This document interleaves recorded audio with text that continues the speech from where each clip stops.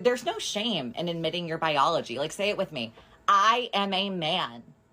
I'm a man. Kelly, that girl from the first clip, is a trans woman, and she made this wonderful little video saying that all trans women should just call ourselves men, because not only will that make the cisgender community happier and understand us better, but it'll also make us happier and understand ourselves better. If you were to see me walking down the street, you'd probably assume I'm a woman, which, spoiler alert, I am one. But what Kelly is suggesting is that before you perceive someone's gender, you first have to figure out whether or not they are trans, which you cannot tell just by looking at me, but Kelly insists you figure this out, because if that person happens to be transgender, you have to call them the opposite of the gender they're presenting as.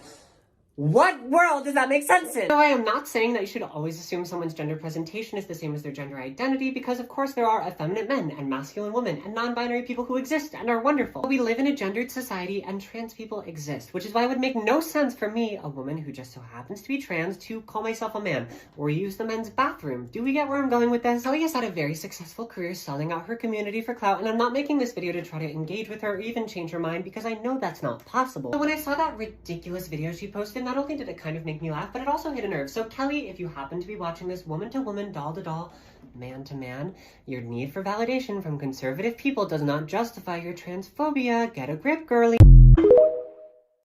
You know, I have no comment. I'm just here. I can't comment on it. It's just like, you are what you are, you know. It's a nice insight. Like, we live in a world that it apparently matters, and I'm just like, like, what? There's so many other issues. Like, if someone identifies as a woman, call them a woman. It's that simple. What? Like, how does it affect you what they call themselves? You know what I'm saying? So it's just like, just love people and respect them. Like, you know, it's not that hard, but it seems like we're making it hard. This is a story of how two Spanish lesbian pioneers fought everyone to get married more than a century before gay marriage was legal. Elisa and Marcela were two teachers from the northwestern region of Galicia. Their families didn't like their close friendship and tried to tear them apart. But then Elisa disappeared and reappeared in Marcela's life as Mario, even though she was still Elisa.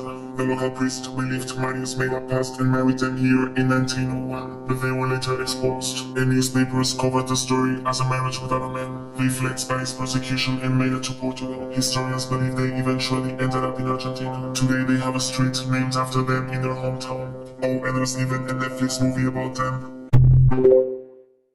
Nice little history lesson for you. I love that. I love history. I freaking love history. And it's so weird, because we're like, why do you like history? It was just like, because it repeats itself. You can learn from it. So if we know about history, we can know about the future as well. You see what I'm saying? Love history. Wish I would have majored in it, because there's not even... did I take history? Oh, I took a Hebrew class in college. So I didn't really take a lot of history classes, but I really wish I did, because in high school, I loved learning history. Even though it wasn't real. They lied to us. It was nice to, you know, have a blast from the past. Because it was like, you know, when you think about history, you try to put yourself back in that history. And it's just like, for me, the history of America wasn't that great. But it's nice to know, you know, what happened. Even though it wasn't the truth.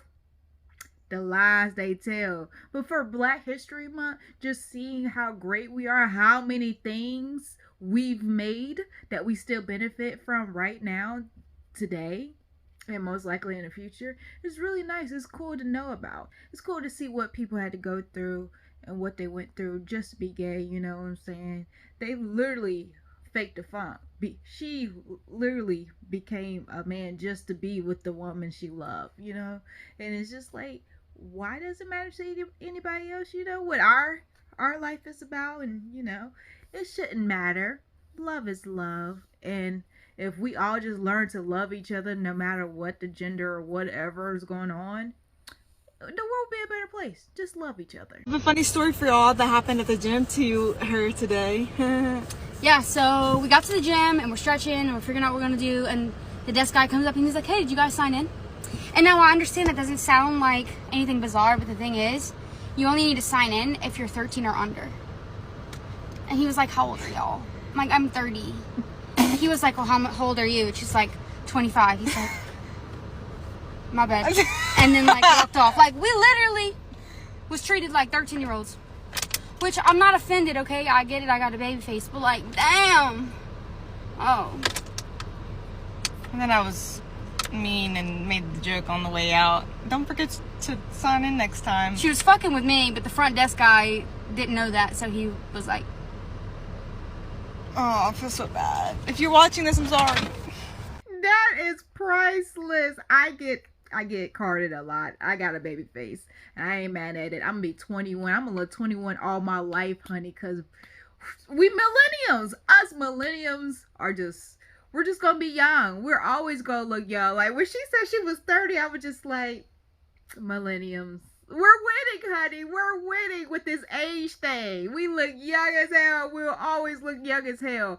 That blew my mind when she said that, because she does look young. She got a little baby face. And it's kind of not to mention it, but we're gonna mention it, not to make nobody feel bad, not to be ageist. But the other girl, she didn't look 25. She definitely looked older than the other girl. Oh, I would have guessed if I had to guess. I'm not even going to guess.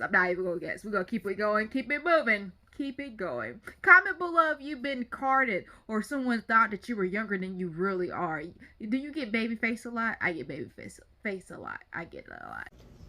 Okay, so I was going to plan for this, but I'm going to just do the video.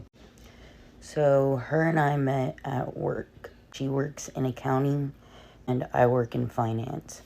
And so we just had a working relationship, and she was married, so was I. We were both married to men. Long story short, we both ended up separating from our spouses for different reasons. She ended up moving, and after she ended up leaving the job that I was at, we texted, we became friends. We both were kind of going through the same thing with our separation, so we got to the point where we would literally talk all night long, text all the time. Eventually, after 3 months of talking and texting all the time, I ended up going over to her place, which at the time was 3 hours away, because I just really wanted to see her. Like, she's my best friend. Like, we got super close.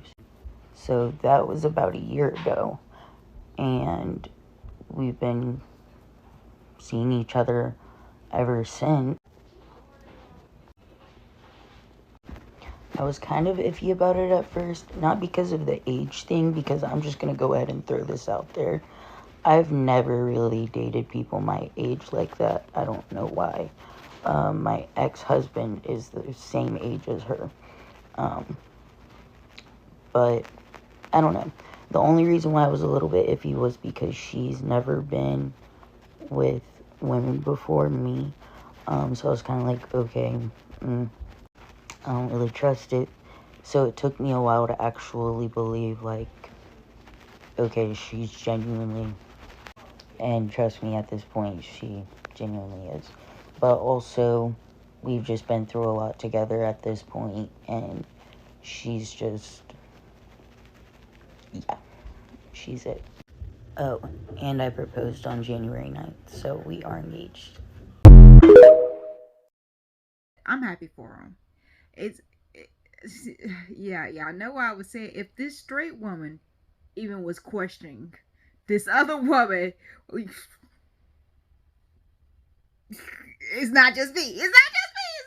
When it comes to, bisexual. It's not just me. Like, it's enough said. A straight woman said it, so bam. I mean, I love that for them. Like, I hate that they, went through a divorce. I don't know what their divorces was about, why they got divorced, but it's never a fun thing. I can imagine that.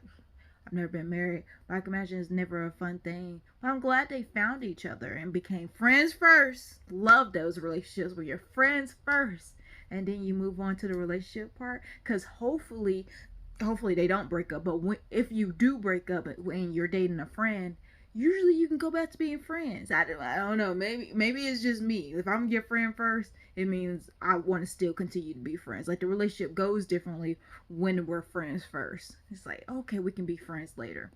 Maybe comment below if you can do that. If you're friends with somebody and then you're getting a relationship, can y'all still be friends after y'all break up? Does it make the relationship better that you're friends? Comment below. But I love that for them. They were friends first and they found each other. It could have been trauma. It could not have been trauma. It could have been just, you know, they just liked each other genuinely. They loved their vibe off of each other and they was together. And now they're engaged. And that's so exciting. So exciting. I love that. I love that they're happy. Go ahead and check out this new merch. And before you do, subscribe.